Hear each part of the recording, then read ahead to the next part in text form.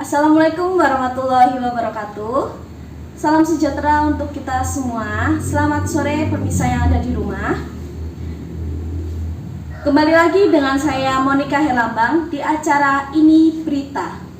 Baik, di sini saya kedatangan dua narasumber. Yang pertama seorang tenaga pendidik dan yang kedua seorang wirausahawan. Kami persilakan masuk.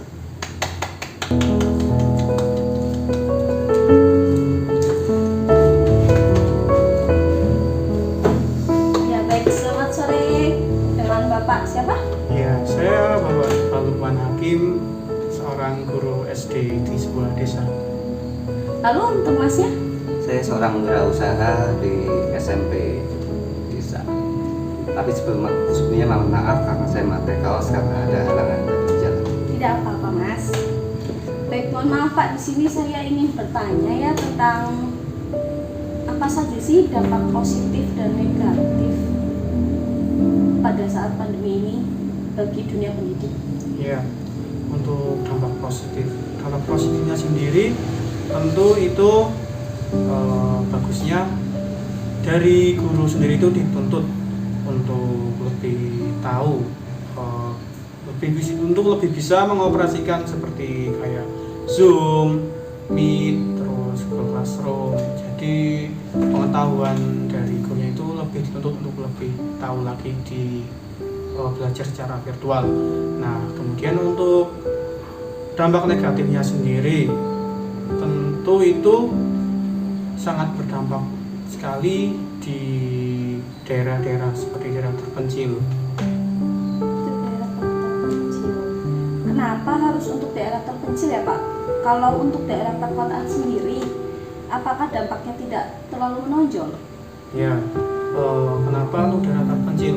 Untuk daerah kota tersendiri itu mayoritas perekonomiannya mereka itu masuk dalam kategori orang-orang punya, sehingga untuk siswanya sendiri sudah punya handphone. Jadi untuk melakukan sistem belajar secara daring itu sudah pasti bisa berjalan dengan baik.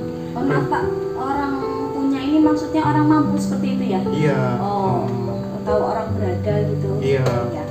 Nah, untuk orang daerah terpencil itu mayoritas perekonomiannya itu masih rendah.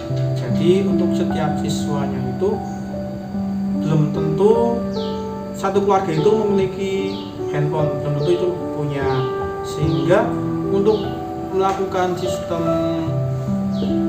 daring ini masih susah. Seperti itu.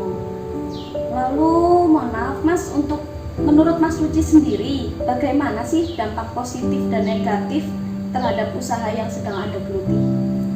Ya, menurut saya sih dampak positifnya tidak ada ya, karena penjualan saya jadi susah, tidak ada omset masuk karena target pemasaran saya itu kan mahasiswa atau siswa-siswi yang lalu lantar di daerah sekolah yang saya tempati, maksudnya mohon maaf. Jadi tidak ada pemasukan dari itu, kayak jualan-jualan saya seperti jajan-jajan, kan ada masa kadaluarsanya, itu banyak yang sudah kadaluarsa karena di pandemi ini sekolah tidak mengizinkan siswa-siswanya untuk tatap muka, sehingga tidak bisa hadirlah untuk jajan di tempat saya. Lebih banyak ruginya ya Mas daripada untungnya? Ya, kalau untung nggak ada sih, bukan untung malah buntung gitu ya. Seperti itu ya. Dan sebagai wirausahawan ini, usaha yang sedang Anda geluti tersebut akan tetap lanjut atau tidak ya Mas?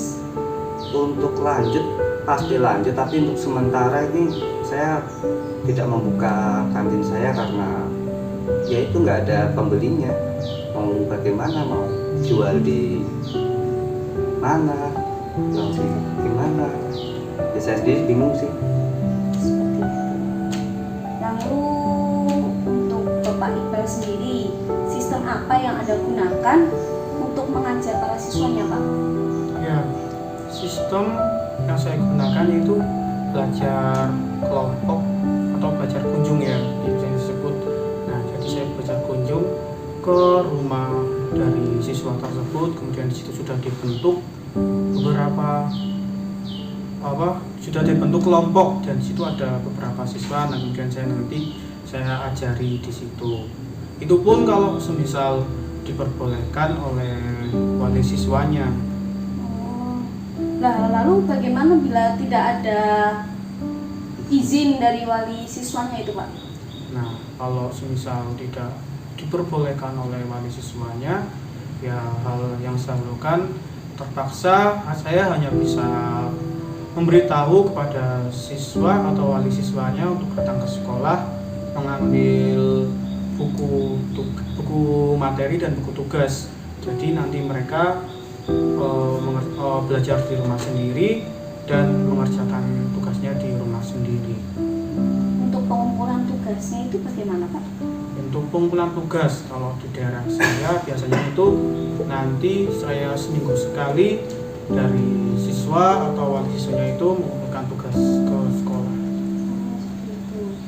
Untuk Mas Ruci, mohon maaf nih, bagaimana langkah selanjutnya untuk memenuhi kebutuhan Mas Ruci ke depannya? Ya untuk saat ini dan untuk ke depannya. Ya untuk langkah selanjutnya, kalau saya belum ada ya untuk memenuhi kebutuhan saya, tapi yang saya lakukan saat ini itu hanya mengambil dari uang tabungan saya dari hasil untung kemarin jualan saat sebelum pandemi ini sih. Kenapa Mas tidak mencoba terjun ke dunia wirausaha secara online itu loh, Mas? Wah, saya baru kepikiran tuh. Terima kasih telah menyarankan itu. Nah, untuk wirausaha online itu mungkin sebagian besar yang saya jual di tempat saya itu kan berupa makan jajan-jajan, itu kan kemungkinan tidak bisa karena barang kecil ya, mau di online kan itu susah Pak. Mungkin seperti yang bisa itu seperti makanan untuk sarapan anak-anak itu seperti soto. Saya juga jualan soto, bakso, mie ayam gitu, untuk mungkin bisa untuk di online kan. Kayak sekarang kan ada itu apa namanya, ojol apa itu. Ya, grab food gitu ya Mas ya. Ya mungkin bisa itu. Terima kasih itu karena telah memberikan saya ide untuk mendapatkan Ya. hasil. Gitu. Lalu untuk Pak Iqbal sendiri nih, untuk jam mengajarnya dimulai dari pukul berapa sampai pukul berapa, Pak? Ya, untuk kondisi pandemi seperti ini, jam mengajar dari para guru sendiri itu tidak tentu ya, karena terutama untuk daerah terpencil seperti tadi. Nah, jadi kadang guru datang ke sekolah, kadang tidak. Dengan jam mengajar yang seperti itu, apakah berdampak dengan gaji tenaga pendidik, Pak? Mohon maaf. Ya, tentu itu sangat berdampak sekali. Ya, sesuai dengan keadaannya, karena guru tidak bisa terjun secara langsung memberi pelajaran kepada siswanya, yang tentu itu wajar sesuai dengan keadaan yang ada. Mohon maaf juga nih Pak, maaf ya, saya ingin bertanya, dengan gaji yang segitu, apakah dari Bapak sendiri memiliki usaha lain untuk menambah kebutuhan Bapak dan keluarga? Ya, tentu dari saya sendiri dan beberapa teman-teman guru yang lain, tentu mereka tidak bisa kalau hanya mengandalkan penghasilan dari sebagai guru aja, tidak bisa. Mereka harus membuka usaha lain. Kalau dari saya sendiri, usaha yang saya lakukan yaitu membuat ternak kecil-kecilan. Saya itu di rumah ternak kambing, terus ada beberapa unggas kayak ayam dan bebek. Itu penghasilannya ya lumayan lah untuk memenuhi kebutuhan sehari-hari. Tapi ya ada pembeli juga ya Pak untuk Ya alhamdulillah masih bisa. Lalu nih untuk saat ini kan ya kondisi pandemi kan sudah mulai mereda. Nah, untuk para peserta didik juga sudah diizinkan untuk bertatap muka. Nah, untuk Pak Iqbal dan Mas Ruci ini sebagai tenaga pendidik dan wirausaha, bagaimana ini Jadi untuk siapa selanjutnya? Ya, boleh Bapak Iqbal dulu atau Mas Ruci? ya mungkin dari saya itu berita itu melegakan ya, karena setelah didik itu bisa bertatap muka, jadi saya sudah bisa memulai usaha saya kembali. Nah, untuk itu kan masih belum optimal ya, Iya. masih dalam proses evaluasi yang lebih lanjut, itu sebagai uji coba lah, masih sebagai uji coba. Jadi yang masuk itu hanya beberapa siswa, nanti gantian lagi, namun masih belum berdampak baik sih untuk saya, tapi udah mendingan lah, karena itu hanya siswa, setahu saya ya, siswa di sekolah itu cuma berapa jam di sekolah, terus dia udah langsung pulang, jadi nggak ada namanya jam istirahat atau apa. Jadi seperti ya adalah 1-2 yang masih sekolah untuk mengerjakan tugas bisa mampir ke kantin, jadi masih belum mencukupi untuk kebutuhan saya sih. Kalau seperti itu kayak hasilnya itu kan masih kurang lah, Belum normal juga ya belum Mas ya? normal, buat beli nasi aja susah. Iya. Lalu untuk Pak Iqbal sendiri? Ya, adanya ini alhamdulillah bersyukur. Namun dari dunia pendidikan sendiri, sistem pembelajarannya itu masih belum bisa berangkat full seperti yang dikatakan tadi sama Mas Ruci. Jadi sistem pembelajarannya itu dibagi, kayak semisal dalam kelas itu ada sejumlah 30 anak. Nah, jadi semisal untuk hari Senin yang berangkat itu anak 15 dulu. Nah, kemudian untuk hari Selasa peserta untuk siswa yang lain. Jadi belum bisa berangkat full semua. Lalu ini kan siswa sudah lama nih 2 tahun tidak berangkat sekolah atau tidak tatap muka secara langsung, apalagi tidak bertemu dengan teman-temannya ya Pak ya? Iya, Ya betul. Mas ya? Iya. Nah, apakah ketika siswa berangkat sekolah nih Pak, motivasi untuk belajar apakah masih ada Pak? Untuk motivasi belajar itu tentu sangat terpengaruh sekali akibat dari 2 tahun yang tidak masuk sekolah. Masuk Ya, sekolah, ya. jadi motivasi belajar mereka itu pun sangat kurang. Mereka masih terbawa suasana yang masih nggak pernah sekolah. Jadi untuk sekolah itu masih malas-malesan, masih di sekolah itu masih hanya main-main. Ya, terutama untuk kelas 1 SD dan kelas 2 SD. Untuk daerah terpencil itu kan Masih sangat susah ya Pak? iya, ya? untuk daerah terpencil kan mereka itu memulai sekolah tidak seperti di daerah perkotaan yang mulai dari ada PAUD, kemudian masuk TK. Iya. Berbeda dengan yang daerah terpencil, mereka sekolah itu kebanyakan langsung mulai dari kelas 1 SD. Oh, seperti itu. Iya. Tidak melalui PAUD atau TK gitu Iya, ya Pak? tidak. Karena daerah terpencil, tidak semua daerah terpencil itu memiliki sekolah TK. Nah, jadi untuk yang peserta kayak siswa kelas 1, kelas 2 itu untuk belajarnya sendiri itu mereka belum memiliki motivasi, belum memiliki tanggung jawab mereka sebagai pelajar. Jadi mereka di sekolah masih kebanyakan main-main, lari-larian. Kurang semangat dalam belajar ya Pak? Enggak, Kalau iya. ini. Semangatnya masih sangat kurang sekali. Motivasi untuk jajannya juga kurang sih. Oh, seperti itu ya. Ya. Jadi mohon untuk para siswa-siswa, Dan untuk pemerintah juga mohon diringankan beban saya, beban para usahawan dan para tenaga pendidik, terutama saya juga. Ya, seperti itu. Lalu bagaimana ini harapan Anda sekalian Bapak dan Mas Ruci untuk saat ini nih dan untuk depannya? Harapan untuk ya kehidupan selanjutnya seperti itu.